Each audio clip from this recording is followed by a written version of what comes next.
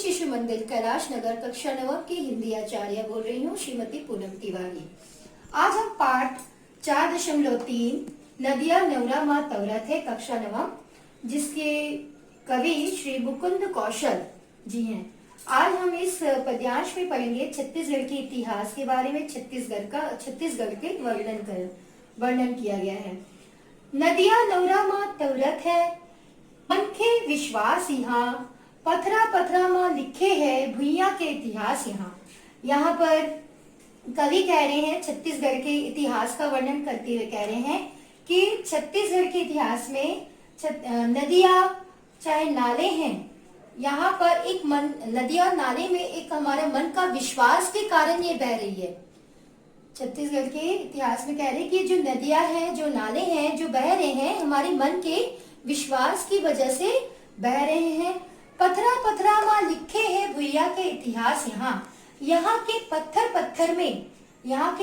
पत्थर में और यहाँ के भुइया में हमारे छत्तीसगढ़ का इतिहास छुपा है, हमारे छत्तीसगढ़ का वर्णन है, हमारे छत्तीसगढ़ का एक इतिहास लिखा हुआ है हमारे इस छत्तीसगढ़ की पथरा पथरा और भूमि में।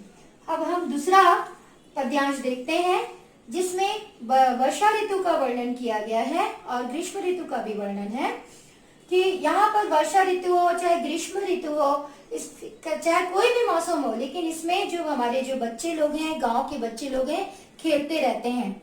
दीपक भोबरा बरसत पानी के हम मन टकराना हन, मतलब तपती हुई गर्मी। दीपक भोबरा मतलब तपती हुई गर्मी हो या बरसात के समय हम सबको इन सबका सामना करना पड़ता है। टकराना हन।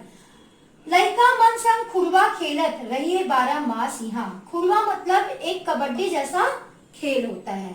चाहे तपती हुई गर्मी हो, चाहे बरसात का मौसम हो, चाहे तपती हुई गर्मी में जो धूल उठे, चाहे बरसात के पानी में हम भीग जाए, फिर भी हम गांव के जो लड़के लोग हैं, लड़का मन संग, हम गांव के जो लड़के लोग हैं आपस में मिलकर खेलते हैं, खुड़वा खेल खेलते हैं, जो कबड्डी जैसा खेल होता है। चाहे उनको कोई भी मौसम हो, 12 मास पूरा मतलब 12 महीने, ये कोई भी मौसम हो, ये खेल खेलते हैं हमारे गांव के लड़के लोग।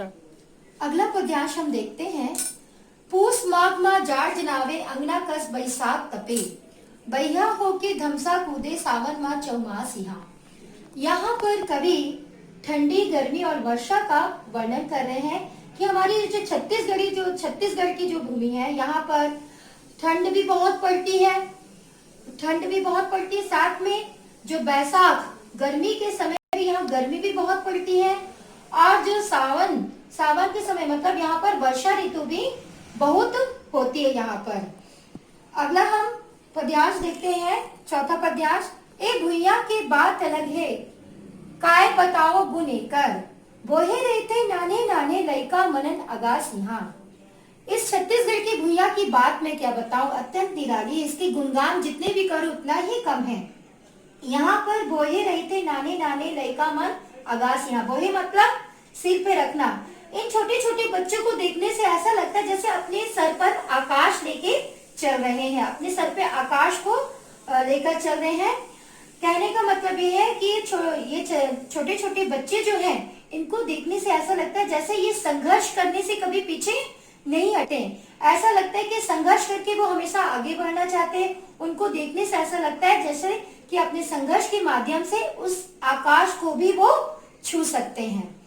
अगला हम पद्यांश देखते हैं। यहाँ पर सच्चे मित्र का वर्णन किया गया है। पीरा भेजे जिनगानी के दुर्धपटे अंधियारी माँ, हितवाई के दिया करते अंतस माँ प्रकाश यहाँ। यहाँ पर जिंदगी का वर्णन है कि दुख के समय अगर कोई सच्चा मित्र साथ देता है तो बहुत बड़ा सच्चा मित्र की एक निशानी होती है कि पीरा फीजे जिनगानी के दुर्पट अंधियारी माँ, मतलब कि रात के अंधेरे में अगर अत्यंत पीड़ा हो रही है या जिंदगी की अत्यंत पीड़ा हो रही है, अगर उस समय या दुख जिंदगी में अगर कोई दुख आया, उस समय अगर कोई हमारा साथ देता है, तो हमारा वो सच्चा मित्र कहलाता है। अगर जीवन के संघर्ष में, अगर दुख के समय अगर कोई मित्र हमें मिल जाए, तो हमारे अंतरात्मा का जो अंधेरा है उस मित्र के माध्यम से दूर हो जाता है। अब हम अगला पद्यांश देखते हैं, छठवां पद्यांश। ए ममियारो राम लखन के बानासुर के राज यहीं, राम लखन सीता आईने पहुना बन के खास यहाँ। यहाँ पर राम लक्ष्मण जी के बारे में वर्णन हो रहा है कि छत्तीसगढ़ में राम लक्ष्मण का क्या है, ननिहाल है। तो यहाँ पर छत्तीसगढ़ को कौशल प्रांत भी कहा जाता है। छत्तीसगढ़ को कौशल प्रांत भी क्यों कहा जाता था, पहले क्यों कहा जाता था? राजा दशरथ का जो विवाह हुआ था कौशल प्रांत यानी कौशल नरेश की पुत्री कौशल्या के साथ उनका राजा दशरथ का विवाह हुआ था, इसलिए ये नाम पहले इस जगह का नाम पहले कौशल प्रांत था। ये ममियारो राम लखन के बानासुर के राज यहीं। यहाँ पर कवि कह रहे हैं कि ये छत्तीसगढ़ में अयोध्या के राजा राम लक्ष्मण का क्या है, ननिहाल है, और साथ ही यहाँ पर बानासुर के राज यहीं। यहाँ पर जो सहस्त्रबाहु बानासुर जो था उसका भी राज यही था। तो राम लखन सीता आईने पहुना बन के खास यहाँ पर वनवास के समय राम लक्ष्मण और सीता मेहमान बनकर यहाँ पर आए हुए थे। अब हम अगला पद्य खंड देखते हैं, सातवां अंतिम। हर चोखा ले कोंटा तकमा मारे है देवता धाम, कौशल यहीं गंगा मैया औ पावे कैलाश यहाँ पर छत्तीसगढ़ के देवी देवताओं का वर्णन है, नदियों का वर्णन है। यहाँ पर कहा जा रहा है कि हर चौकाली कोंटा तकमा मारे है देवता धाम। यहाँ कहने का मतलब है कि छत्तीसगढ़ के हर चौराहे, मतलब यहाँ पर हर चौराहे में, हर चौक में जगह जगह कोंटे कोंटे देवी देवता का निवास स्थान है। मतलब हमारे इस छत्तीसगढ़ में हर जगह धार्मिक स्थल विद्यमान है।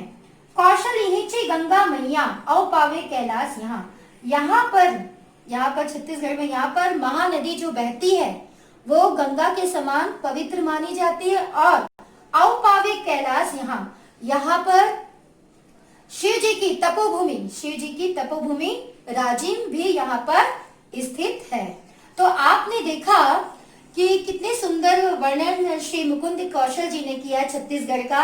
यहाँ की भूइयां का वर्णन किया, यहाँ के मौसम का वर्णन किया, ऋतुओं का वर्णन किया, साथ में यहाँ पर बच्चों के जो एक संघर्ष का प्रतीक उनका वर्णन किया, साथ में यहाँ पर उन्होंने राम लक्ष्मण का वर्णन किया, यहाँ के देवी देवताओं का वर्णन किया।